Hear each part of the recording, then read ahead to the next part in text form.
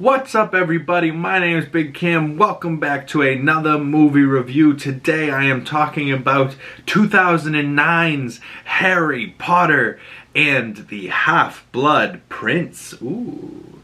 And who is the Half-Blood Prince, you know? So spoilers coming up for the people that haven't seen this movie. It is already 15 years old. So if you haven't, go see it. This is the best of the Harry Potter's movies, in my opinion. Definitely up there in my top 3.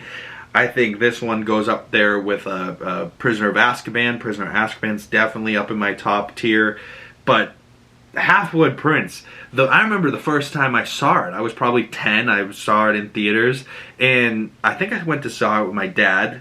And, you know, he probably fell asleep in the theater. He was notorious for doing some shit like that. And just, you know, notorious for not necessarily having a good time. You know, so I probably dragged him and said, let's get out of the house. And he was like, oh, I don't want to spend money. So he just napped instead of watching the movie and enjoying it. But this movie was directed by David Yates, who directed the last couple of these films and also the Fantastic Beasts films. And I actually enjoy what David Yates did with these movies. But this movie, in particular, is the movie that Harry Potter 5, The Order of the Phoenix, is so aggravating a movie to me. But there is some really great stuff in there. The Order of the Phoenix and the team that gets built, but then you also lose Sirius Black in that film, right? So there's some heartbreaking moments in that movie, but really that entire movie is, oh, Harry's lying, Voldemort's not back, oh, he's back, right? Like, so it's not my favorite one, but that last scene between Harry, Dumbledore, and Voldemort is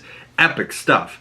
And then in this movie, you don't really get to see Voldemort, I think, even at all, but you get to see, well, maybe you do see him just a little bit, but either way, you get to see Dumbledore and Harry figure out Voldemort's secret, and he has been getting Horcruxes, and the potions master Slugworth or Slughorn, whatever his name is.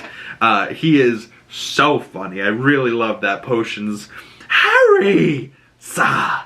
Right, like he takes the liquid luck and he goes to, I feel like Hagrid's is the place to be tonight. And they're like, you had a plan. And he goes, I know, but Hagrid, you know? And, like, and he's like, how did you get out of the castle? I walked out of the front door, sir. Harry! You know, like, there's some great moments in this, like, just particularly that line in particular is, like, so good. But, like, Harry and Dumbledore going on that mission to, like, get the locket, and then it's not even, like, the real locket, and Dumbledore's, like, struggling, and Harry's gotta help him, and, oh, don't worry, sir, we're almost out of here. I'm not worried, Harry, I'm with you. Ah! And then he goes back and Draco's got to kill him because that's what Voldemort wants. And then Snape, you know, made an unbreakable vow to help Draco if he couldn't do it. So Snape has to kill Dumbledore. And this ends up being a huge plot point later, but we find out that Snape is the Half-Blood Prince, the person that's been writing this crazy potions book that Harry's been using, and Harry used Semper or some whatever Snape's spell was he used on Draco and really killed Draco, but Snape was there to heal him, to protect him.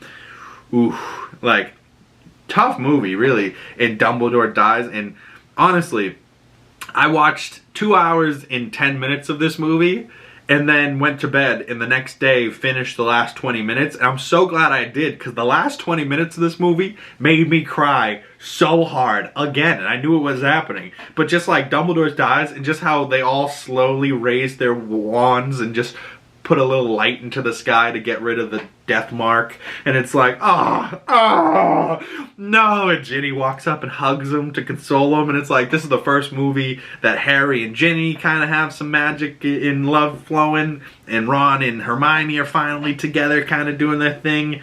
It really is the movie where they all flourish into, oh, they're now all adults, and there's some crazy adult tones happening here, where characters are dying in brutal ways, like poor Dumbledore got Avada Kedavra off the fucking tower and then hit the ground, like, oh. The only thing is, he fell that high, his body would not just be laying at the bottom, right? Like, they were all around him and he touches his face, like, something would have been smushed, you know what I'm saying? Like, there would have been some blood, there would have been some decompression of body a little bit, you know, it's a little bit of a splat, but you know, we can look past that for Dumbledore. Shout out Dumbledore, Michael Gambon, fucking phenomenal. He does come back in the later films, I think, as only in flashbacks type of thing. But, oh man, so good. So good, this movie. I gave this movie an overall score of 4.5 out of 5 stars. About a 9 out of 10. It holds up, and I enjoy it, and it's still one of the best.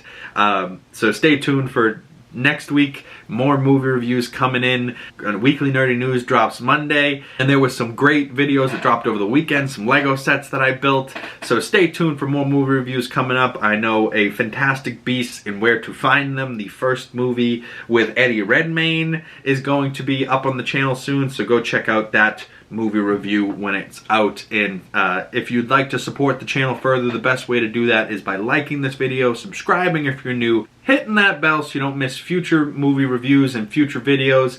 If you'd like to follow me on my other social medias, links for those down in the description below. Please like, comment, subscribe if you're new, and I will see you beautiful people in the next video. Peace.